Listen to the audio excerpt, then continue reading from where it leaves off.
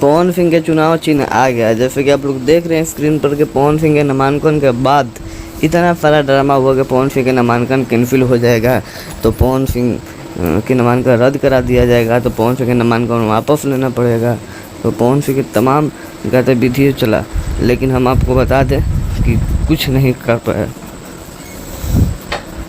कर पाया और उनके माता जी का भी नॉमिनेशन कराया गया, इसीलिए कि कहीं ना कहीं पवन सिंह के नामांकन रद्द हो जाए तो उनके माता जी वहाँ पर चुनाव लड़ेगी।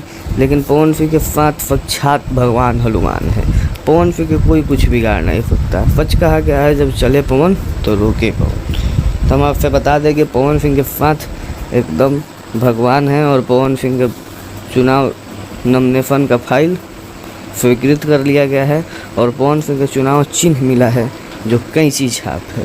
कैंची छाप पर आप लोग वोट देकर और पवन सिंह को भारी मत से विजय बनाएं और कर काट के सांसद बनाएं। तो आप लोग ढेर सारा प्यार दीजिए इसी तरह और सपोर्ट कीजिए। जय भोजपुरी, जय भोजपुरी समाज, जय कराकाट।